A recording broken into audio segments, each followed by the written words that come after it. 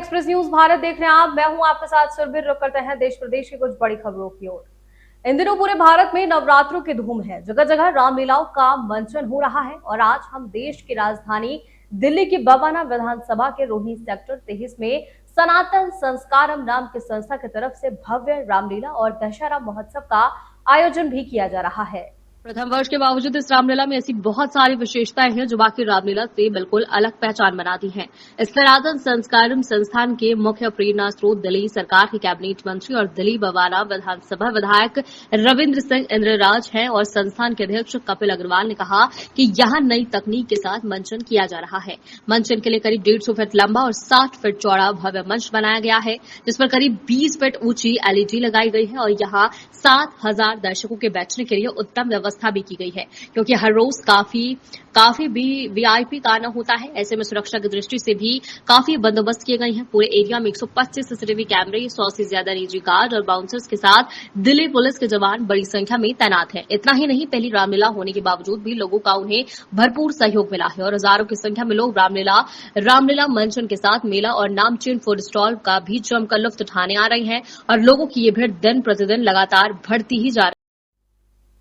शहडोल संसदीय क्षेत्र श्रीमती हिमांद्री सिंह ने कहा कि धरती आबा जनजातीय उत्कृष्ट अभियान के अंतर्गत आदि सेवा पर्व का उद्देश्य शिक्षा, स्वास्थ्य, जल जैसी मूलभूत सुविधाओं के माध्यम से जनजातियों को समाज की मुख्यधारा में लाना है। शहडोल संसदीय क्षेत्र श्रीमती हिमांद्री सिंह ने कहा कि धरती आबा जनजातीय उत्कर्ष अभियान के अंतर्गत आदि सेवा पर्व का उद्देश्य शिक्षा, स्वास्थ्य एवं जल जैसी मूलभूत सुविधाओं के माध्यम से जनजातियों को समाज के मुख्यधारा में लाना है। आदि सेवा पर्व जनजातियों को समाज के मुख्यधारा में लाने का एक सकारात्मक पहल है। उन्होंने कहा कि नारी स्वस्थ होगी तभी परिवार स्वस्थ रहेगा। घर में मां स्वस्थ हो तो पूरे परिवार की देखभाल अच्छे से कर सकती है। सांसद श्रीमती सिंह ने आज अनूपपुर जिले के जनपद पंचायत पुष्पराजगढ़ में आयोजित आदि सेवा पर्व कार्यक्रम को संबोधित कर रही थी। सांसद श्रीमती सिंह ने कहा कि देश के प्रधानमंत्री नरेंद्र मोदी एवं प्रदेश के मुख्यमंत्री डॉक्टर मोहन यादव द्वारा जनजातीय समाज के लिए अनेक योजनाएं एवं कार्यक्रम संचालित किए जा रहे हैं, जिसमें सभी विभागों की भागीदारी सुनिश्चित है। उन्होंने सभी से आह्वान किया है कि लोग इस योजना एवं कार्यक्रम में बढ़ चढ़कर हिस्सा लें और शासकीय योजनाओं का लाभ प्राप्त करें। सांसद ने कहा कि हमारी सरकार जनजातीय समाज को सभी प्रकार की मूलभूत सुविधाएं उपलब्ध करवाने हेतु पूर्णतः प्रतिबद्ध। बहराइच में जिलाधिकारी अक्षय त्रिपाठी ने पुलिस अधीक्षक रामनयन सिंह व मुख्य विकास अधिकारी मुकेश चंद्र के साथ विकासखंड फखरपुर अंतर्गत हिंसक वन्यजीव प्रभावित क्षेत्रों का भ्रमण किया है। दौरान उन्होंने वन्यजीवों से उत्पन्न समस्याओं और रेस्क्यू संबंधी गतिविधियों की जानकारी प्राप्त की है तथा मौके पर मौजूद अधिकारियों को आवश्यक दिशा निर्देश भी दिए। भ्रमण के दौरान जीएम अध्यक्ष त्रिपाठी देवनाथ परवा दाखिले मंझारा तौखली पहुंची, जहां हाल ही में वन्यजीव के हमले से घायल हुए 7 वर्षीय अंकेश के परिजनों से भेंट कर उनका हालचाल जाना और उनका ढांढस बंधाया। दरअसल इसके बाद जीएम मजरा गिरधा पकाड़िया पहुंचे और वन विभाग द्वारा ई ड्रोन कैमरे से की जा रही सर्चिंग प्रक्रिया का निरीक्षण किया। उन्होंने मौके पर मौजूद अधिकारियों व कर्मचारियों से विस्तृत जानकारी प्राप्त की है और आवश्यक दिशा निर्देश भी दिए हैं। इस अवसर पर मुख्य राजस्व अधिकारी देवेंद्र पाल सिंह, अपर पुलिस अधीक्षक नगर रामानंद कुशवाहा, उप जिलाधिकारी कैसरगंज अखिलेश कुमार सिंह, पुलिस क्षेत्र अधिकारी रवि खौखर, पूर्व जिला पंचायत अध्यक्ष विजय सिंह, विधानसभा संयोजक गौरव वर्मा सहित क्षेत्रीय गणमान्य व संभ्रांत जन उपस्थित रहे। फर्स्ट वीक से घटनाएं शुरू हो गई और टोटल 4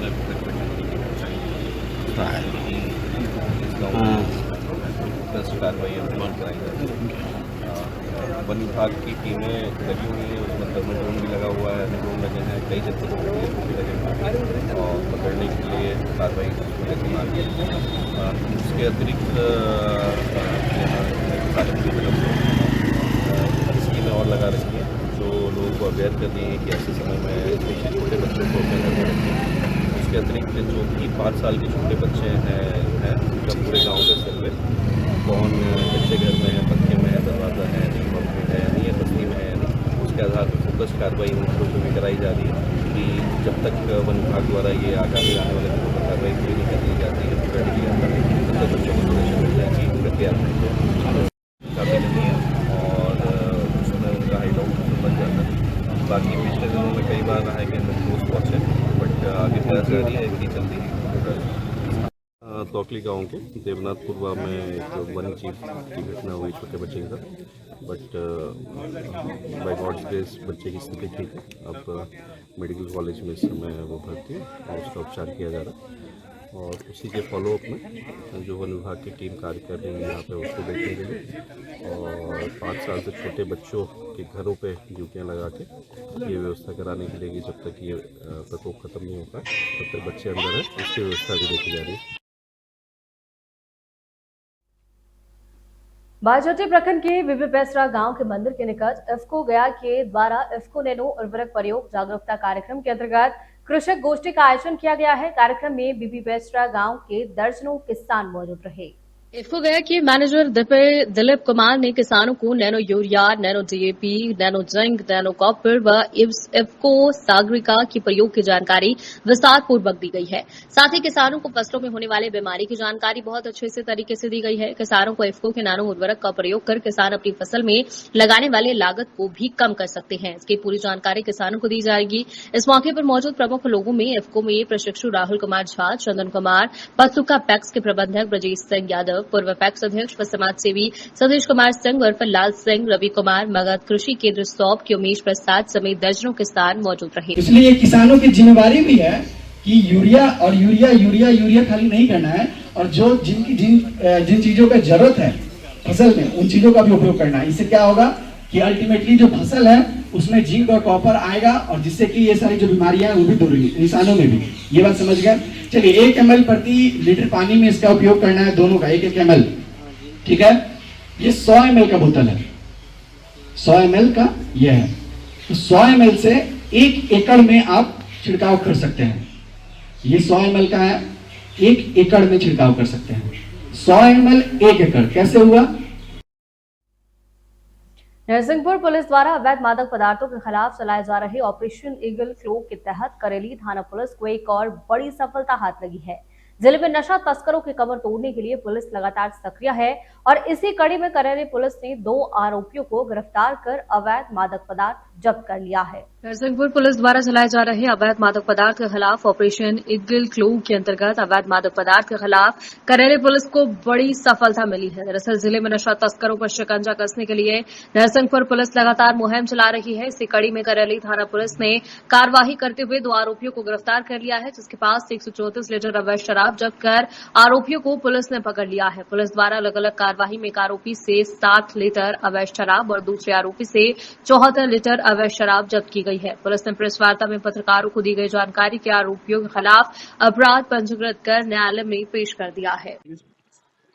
सर क्या कहेंगे, कितना आज पुलिस ने ऑपरेशन ईगल क्लॉ के तहत क्या कार्रवाई की? जैसा कि सर सर्वविदित है कि आदरणीय हमारे पुलिस कप्तान जो डॉक्टर ऋषिकेश मीना साहब के जो एक ऑपरेशन ईगल क्लॉ चलाया जा रहा है और खास तौर से फोकस भी है एसपी महोदय का अवैध शराब, अवैध जो हथियार हैं और जो भी एनडीपीएस रिलेटेड जो मादक पदार्थ हैं उसके खिलाफ विशेष अभियान भी चलाया जा रहा है। और उसी की कड़ी में और जब एसपी साहब ने जनसंवाद आयोजित करा था उसमें करेली में जो समस्याएं लोगों के द्वारा करी थी उस पर संज्ञान लेते हुए एसपी साहब ने विशेष टीमें गठित करी और इसके तहत जो करेली पुलिस द्वारा एक अच्छी कार्रवाई करी गई है। 2 कार्रवाइयां अलग अलग करी गई पर कुल मिला के 134 लीटर इसमें शराब जब्त हुई है। इसमें एक इमिलिया के तरफ लगभग 60 लीटर जिसमें बबलू कुछ बंदियां है और एक जो शुक्राना होटल के पास जौहरिया रोड है वहाँ पे करीब 74 लीटर शराब जब्त हुई है। दोनों आरोपी पर क्या कार्रवाई की?